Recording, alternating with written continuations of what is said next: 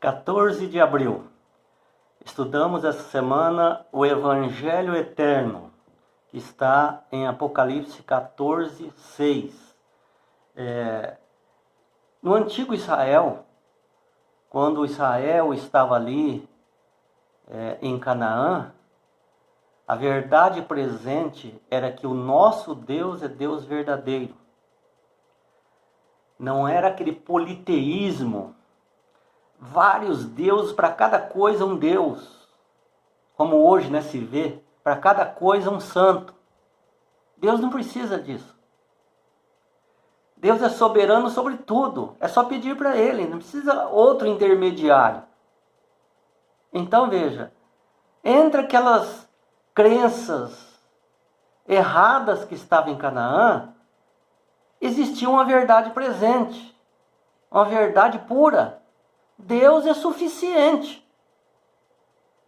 E hoje também nós temos a nossa verdade presente, que além de dizer que nosso Deus é suficiente, mostra a revelação de Jesus Cristo através da palavra de Deus, para revelar o que vai acontecer. Então, felizes os que leem, os que ouvem, guardam a palavra dessa profecia. E diz que nós temos um evangelho eterno para pregar. E esse evangelho eterno é a nossa verdade presente, ou seja, é a verdade presente não que eu quero ou que inventei, mas que Deus deixou aqui. E que Ele deseja que essa verdade pura seja comunicada a todas as nações do mundo. Então Ele diz: retei a palavra como vos preguei. Não invente nada. Não acrescente nada. Não tira nada. Não modifique nada. A Bíblia não está perguntando qual é a sua opinião sobre a Bíblia, sobre a palavra de Deus.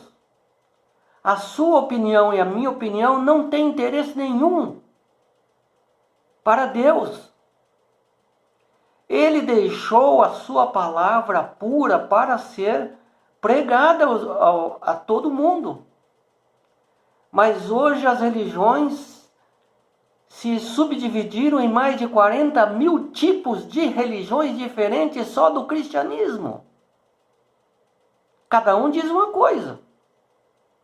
Virou uma loucura, Uma Babilônia. Tem gente que nem crê mais em nada por causa dessa confusão. Mas o mundo precisa saber que Jesus Cristo morreu pelos nossos pecados, pelos nossos erros, ressuscitou e tem capacidade para nos deixar impunes dos nossos pecados anteriores. E que Ele prova seu amor para conosco pelo fato de ter morrido por nós antes de nós aceitarmos o próprio Jesus. Eram inimigos de Jesus. É uma história de graça. Deus nunca é pego de surpresa. Ele sabe o que vai acontecer no futuro. Diz que o Cordeiro foi morto desde a fundação do mundo. E foi conhecido o plano da salvação antes da fundação do mundo. E manifestado no fim dos tempos, quando Jesus nasceu. Ninguém sabia disso. Mas antes que o mundo fosse formado, Jesus já tinha uma saída para o erro humano. Ou seja, Deus daria seu filho para morrer. E seu filho aceitaria essa missão em função do amor para com esta humanidade. E isto precisa ser pregado em todo o mundo.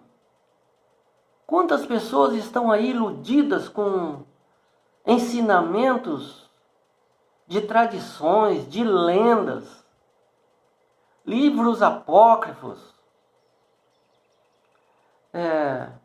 costumes, tradições. Colocaram isso tudo dentro da Bíblia.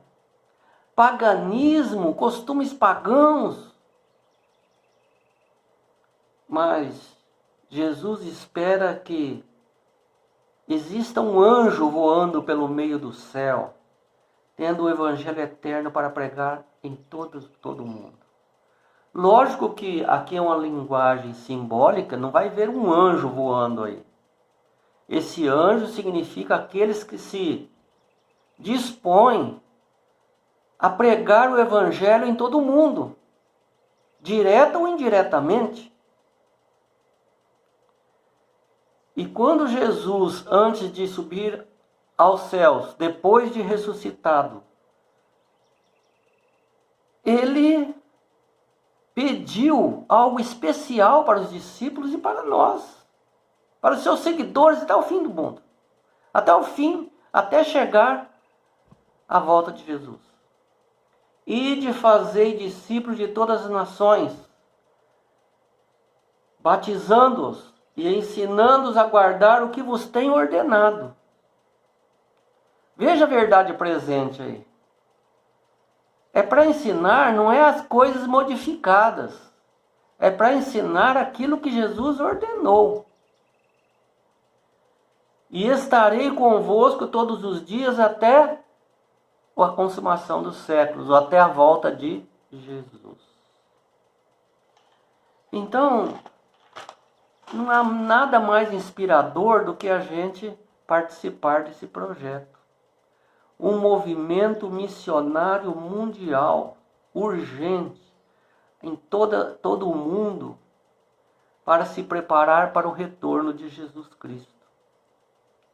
A Igreja Adventista dos Sétimos Dias inaugurou esse projeto em 1874, chamando o seu mais brilhante teólogo e pregador, escritor, poeta, para sair dos Estados Unidos e ir para a Europa pregar essa mensagem. E ele aceitou, junto com seus 2 filhos, abandonou toda a sua vida ali no América do Norte, John Andrews, e foi para um lugar desconhecido.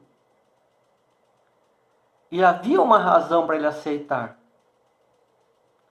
E havia uma razão para ele ir. O conhecimento de que Deus queria que isso fosse feito. Fosse pregado o evangelho puro, original, em todo o mundo. E diz que o anjo anda pelo meio do céu com o evangelho eterno para pregar. Sereis minhas testemunhas em todo o mundo, e será pregado este evangelho em todo o mundo. Veja que não é só em Apocalipse que fala isso.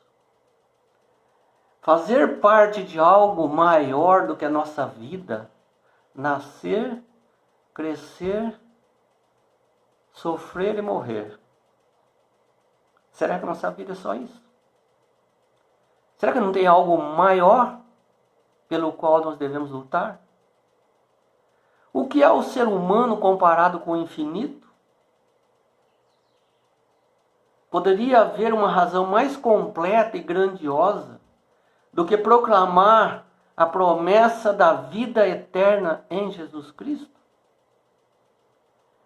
Servos de Deus com o rosto iluminado, irradiando uma santa consagração, se apressarão de um lugar para o outro para proclamar a mensagem do céu. Por milhares de vozes em toda a extensão da terra será dada a advertência. Haverá milagres, os doentes serão curados e sinais e maravilhas acompanharão os que creem. Satanás também realizará seus feitos, seus falsos milagres, fazendo até mesmo descer fogo do céu diante do povo. Apocalipse 13:13. Assim os habitantes da terra terão uma base para tomar a sua decisão. Qual resumindo tudo, qual é a mensagem eterna? É a justificação pela fé. Essa é a mensagem do terceiro anjo. Ou seja, você tem uma segunda chance.